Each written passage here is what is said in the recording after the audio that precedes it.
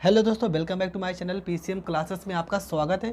दोस्तों, आज का जो आपका टॉपिक होगा वो होगा माध्यमान परमीय या लैंग्राज की माध्यमान परमीय। बहुत ही ज़्यादा इम्पॉर्टेंट क्वेश्चन है। एक क्वेश्चन या तो इसमें का आएगा या तो रोले की परमीय का आएगा। रोले की परमीय हमने पहले ही बता दिया है। आज हम देख लेते हैं कि माध्यमान परमीय की कौन से वो क्वेश्चन है जो पेपर में आ सकते हैं। यहाँ पे आपको 3 बुक मिलेगी, अरिहंत, विद्या और एनसीईआरटी। तो आपका पहला क्वेश्चन है, माध्यमान परमीय सत्यापित कीजिए यदि अंतराल a b में f(x) बराबर x² माइनस 4x माइनस 3, जहाँ a का वैल्यू 1 और b का वैल्यू 4 दिया है। दूसरा क्वेश्चन आपका जो है, अंतराल 1,5 में फलन f(x) बराबर x² माइनस में 2x प्लस 4 हेतु माध्यमान परमीय से c का मान ज्ञात कीजिए। ये आपका दूसरा क्वेश्चन है। क्वेश्चन नंबर 3 में देखते हैं।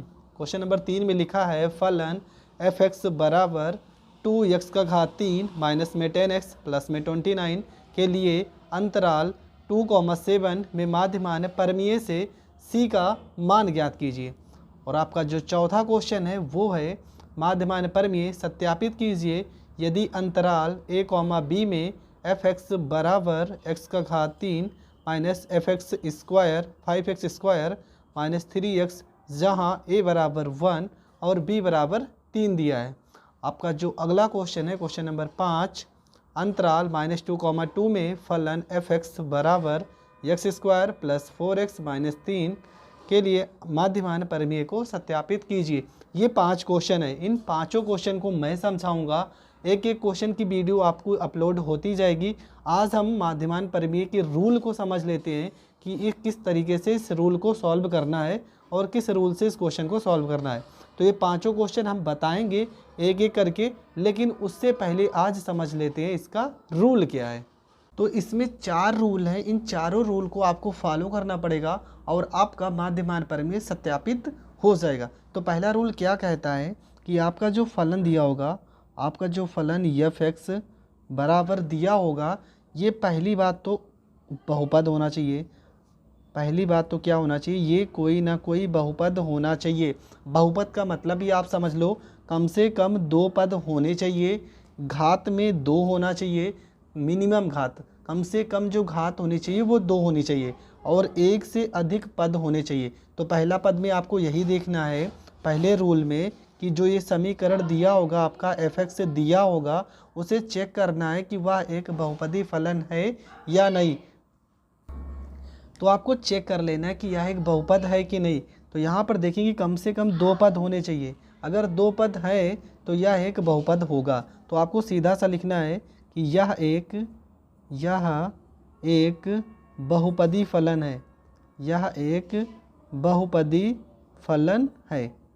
ठीक है, ये लाइन आपको लिखना है। यह एक बहुपदी फलन है, अतः फलन संतत है। अतः फलन संतत है। ये आपका पहला रूल है।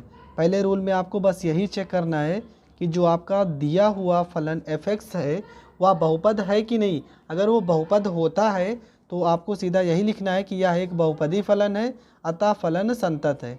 ठीक है। रूल नंबर 2 में आपको क्या करना है, रूल नंबर 2 में देखना है कि आपका जो ये फलन f(x) दिया है, क्या इसका अवकलन हो सकता है।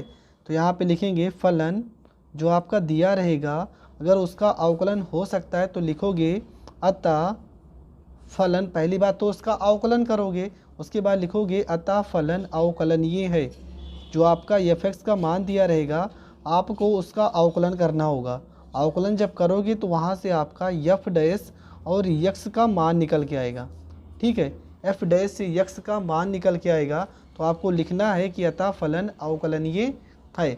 तीसरे रूल में क्या करना है, तीसरे रूल में आपका मान दिया है, किसका, a का मान और b का मान, ये आपका अंतराल दिया रहेगा क्वेश्चन में। आपको f(a) एक बार f(a) का मान रखना है और एक बार f(b) का मान रखना है। f(a) और f(b) का मान निकालना है। तो यहाँ से f(a) और f(b) का मान निकल के आ जाएगा। उसके बाद आपको फार्मूला लगाना है।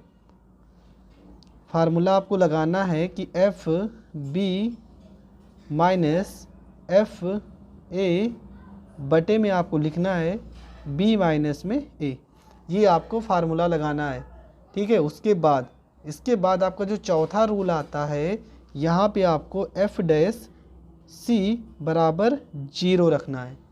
यहाँ पे आपको एफ डैश कहाँ से निकल के आएगा, यहाँ पे आपका एफ डैश एक्स लिखा है ना, तो जहाँ और जिस तरीके से एफ डैश सी यहाँ पे हम जो लिखे हैं एफ डैश सी बराबर 0 रखते थे आप चौथे रोल में, रोले की परमीय में, पर यहाँ पे एफ डैश सी आपको यहीं पे दर्शाना है।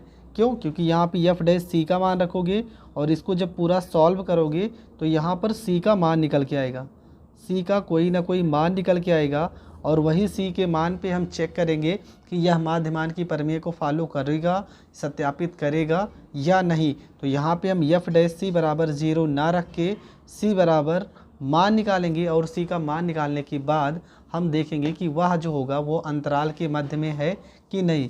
तो दोस्तों आज के लिए बस इतना ही। जो हमारा नेक्स्ट वीडियो होगा उसमें आपका पहला क्वेश्चन बहुत ही अच्छे तरीके से बताया जाएगा और वहाँ पे आपको सारे डाउट क्लियर हो जाएंगे।